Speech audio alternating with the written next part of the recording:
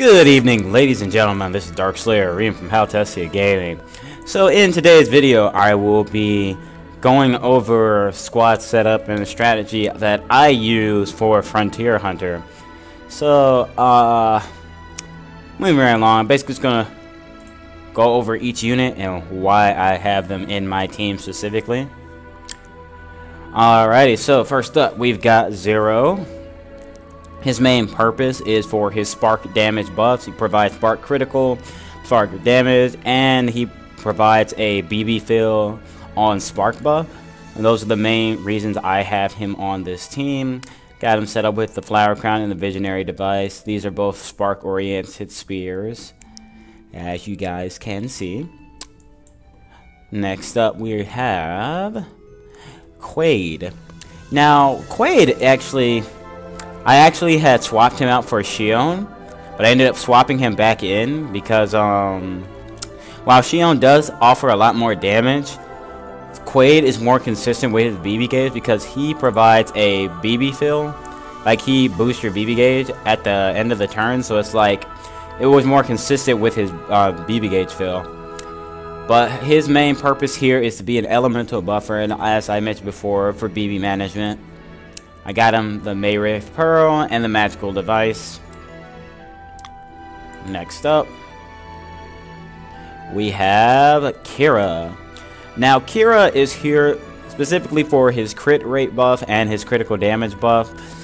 But yeah, those are essentially the main reason for him being here. If you have Maxwell, it's probably better to use Maxwell instead, because Maxwell can do the same thing except a little bit better. And also, I think Maxwell has like a lot better sparks because Maxwell has a lot more hits. Alrighty, so he's got the Med Blare and the Blighted Seal. Pretty standalone, pretty self-explanatory. And then this is my Frontier Hunter leader. We've got Avant. I have him Omni Plussed. I've got him equipped with the Dandamogus and the Wildfire Wing. As I say, his main purpose is that he's here for his leader skill. It boosts my damage to absolutely absurd levels, so that's the main reason for him. Moving right along. Last but not least, we got Azumi. She is here because she adds a different type of attack buff to my team, and that she boosts damage against status afflicted foes. She also gives us like status element infliction, so we can get that damage buff as well. I've got her equipped with the Fortunate Phoenix Crest and the Bow of Passion. And yeah, that's essentially my Frontier Hunter team and like their purpose, why I use them and all that jazz. Now as for the strategy that I actually employ when I actually play through Frontier Hunter, essentially how it works is now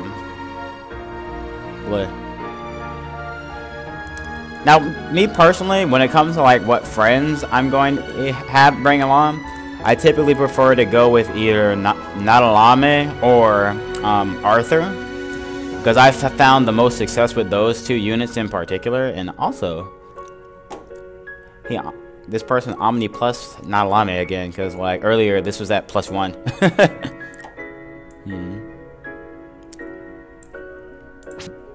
Let's see. Bloop.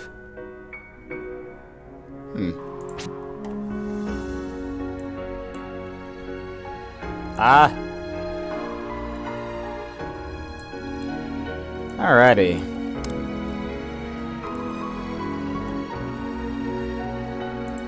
I'm gonna go with Arthur for this. I mean, at the end of the day, I am just showing you guys what the strategy is. So basically, the way it works is that you take the Marauder set for your item set, and you oh my gosh, is it lagging? It didn't freeze, did it? I hope it didn't freeze. It says it's connecting. Oh dear. I'm gonna try this. I feel like it froze. Did it freeze?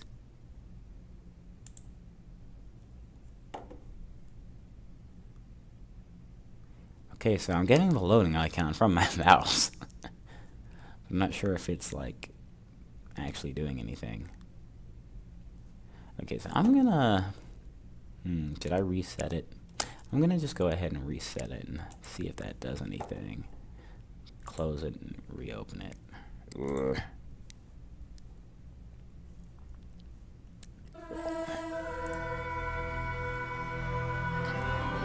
Ugh.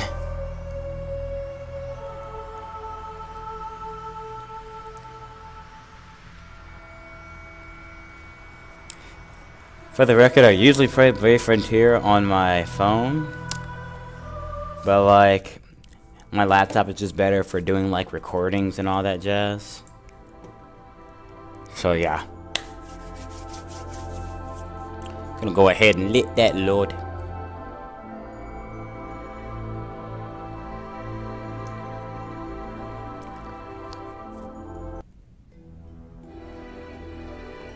Alrighty.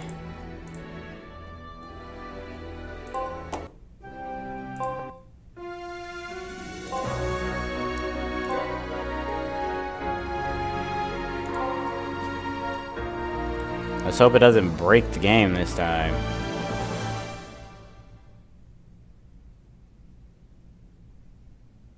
I think this is broken. Okay, so I'm gonna have to report this bug. But yeah, because I've actually never messed with the training room on the laptop version of Brave Frontier. So,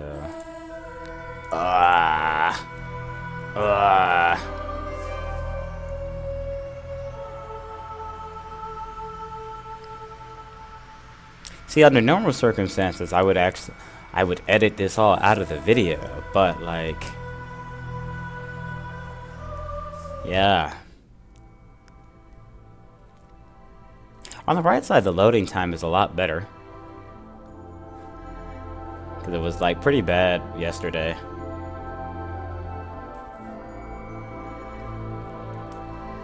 Please.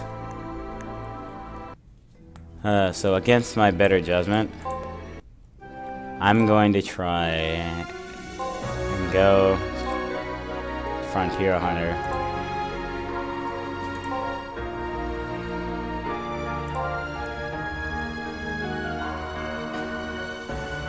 Let's see, who have we got?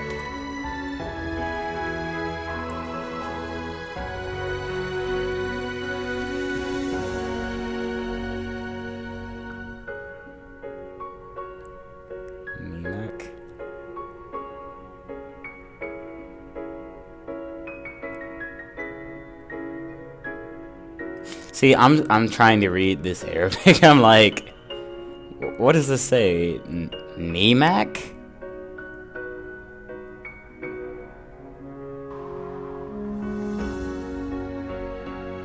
I think that says Nimak.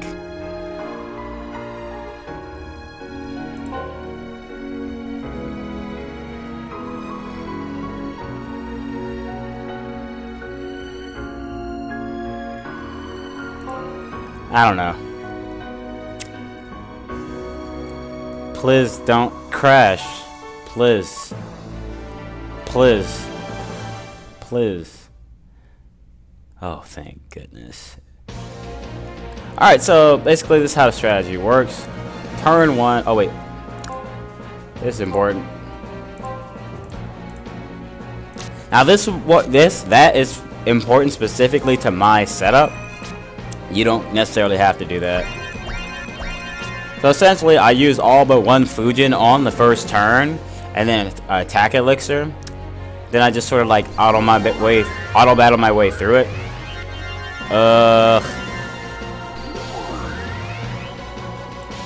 I'm losing so many sparks, man. Because of the frame lag. I'm gonna do something else.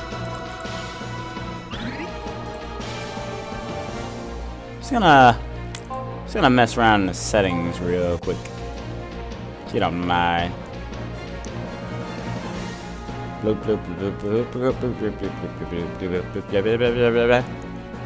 Okay, that needs to be off until we actually get there.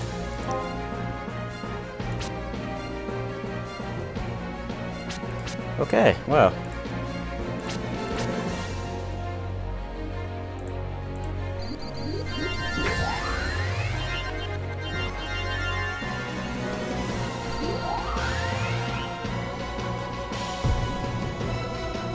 Alrighty.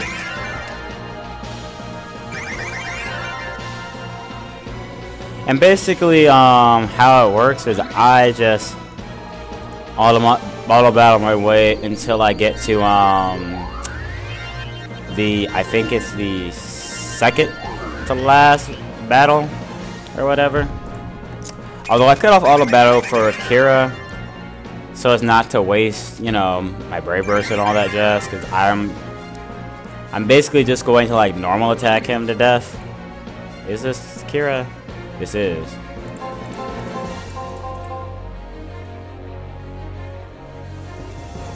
Now, my reasoning for this is one, not to waste BB gauge, but also so that it can give my overdrive gauge, you know? Like, so it can be full by the time I get to the battle that I actually want to use overdrive on. Because if I don't do this, my overdrive gauge will stop like just before it's supposed to be full. So yeah, that's not what I want.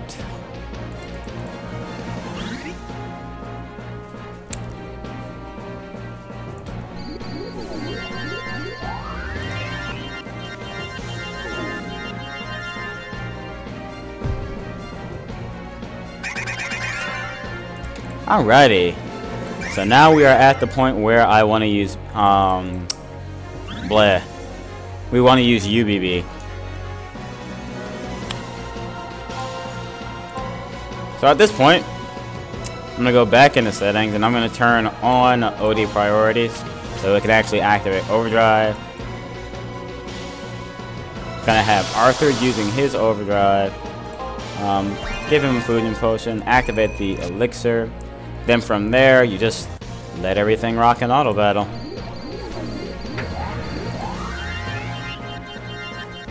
Now, the reason why I opt to use it here instead of on the last battle is because there's more enemies here, so I can get more points, I guess you could say. So yeah. Now you can see I got a lot of points from doing that.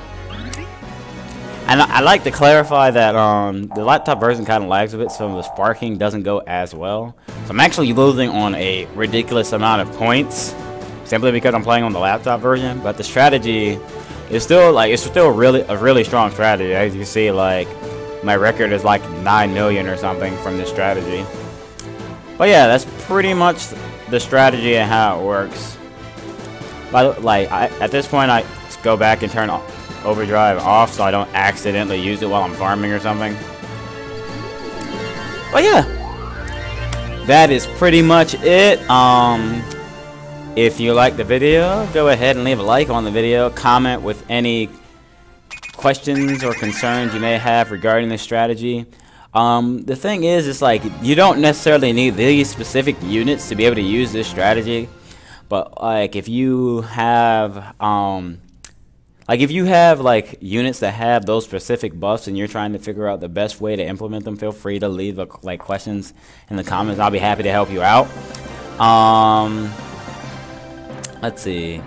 Oh, I will probably end up doing a video on the Legend of Avalon level 6 thing, because I've seen a couple of people ask for help with that, and I was just thinking about making a video regarding what I usually do with that. So yeah, thanks very much for watching. This is Darkslayer Reams signing off as soon as this finishes. Oh my goodness, all the points.